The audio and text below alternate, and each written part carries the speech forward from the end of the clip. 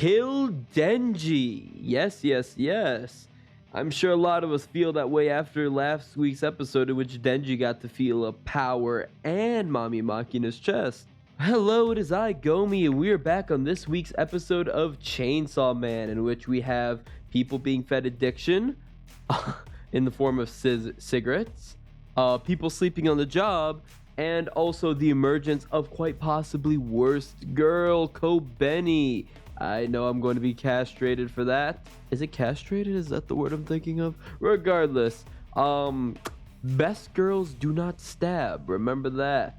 So yes, going over the episode, section 4, trying to figure out what's going on in the hotel, trying to figure out how the hell this thing works. Himino basically confirming it by having Kobeni do the peace sign and not move, go up the stairs or whatever down. That was a funny scene.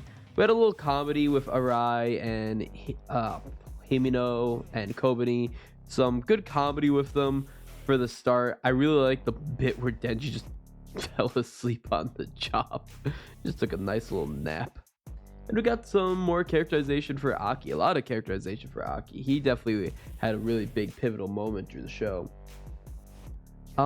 Yeah, basically, and also they revealed that the whole entire hotel time is stopped. They're stuck in the Eternity Devil, yada yada. There wasn't a whole lot in this episode. Most of it was just going about the characters, characterization, lots and lots of Kobeni, and man, I gotta say, I'm not really much of a fan of her so far. Like, yeah, she had some really cute moments while the screaming and yelling, all that. I was like, yeah, it's cute. But Jesus Christ, like, there's a limit. There has to be a limit. There's a point where I will draw the line in regards to that.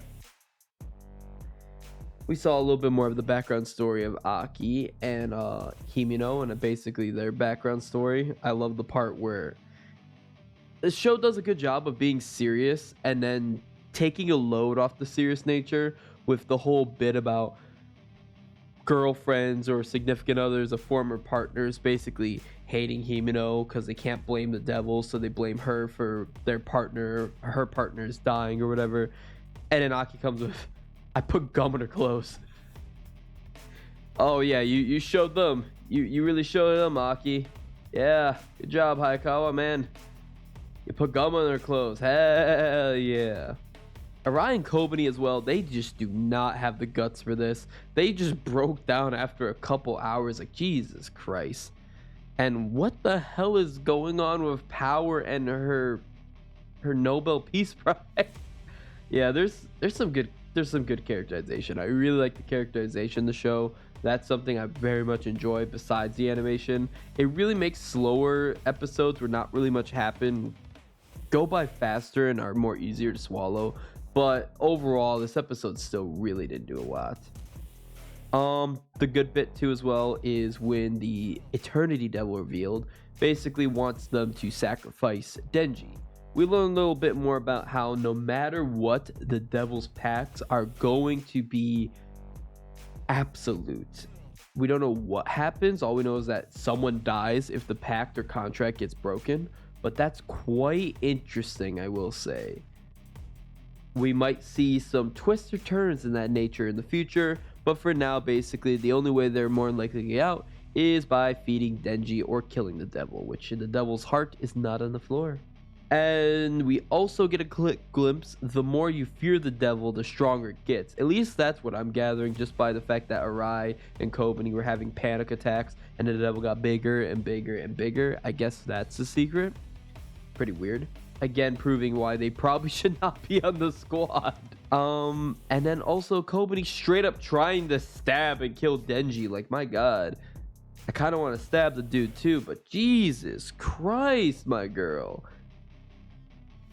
And apparently we learn more about Aki's sword. His sword shortens his lifespan by using it. That's pretty sucky thing. Like, man, you lose lifespan by using your sword.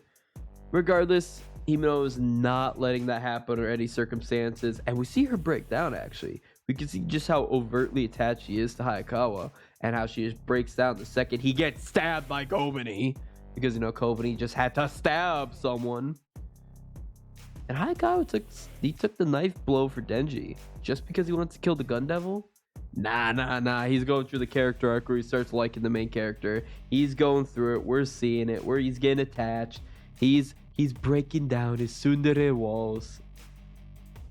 And the episode ends with Denji pulling his cord, jumping into the Eternity Devil's tummy tum, and that's the end of the episode with, again, a really pretty ending song. But like, this episode did not have that much. It was so calm. There's a really good Sakuga scene where they're running down the hallways. But other than that, like, not a lot of story beats.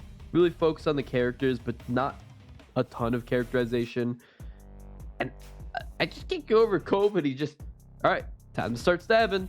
What is her power even? What is her ability? Like, I hope she gets better. That would be lovely.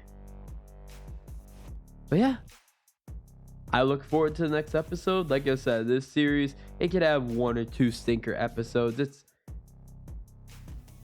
It's overall still very good, and it has so much potential from what I've heard from other people and from what I've seen so far. Overall, this has been Gomi. See you next Chainsaw Man Tuesday. Bye-bye.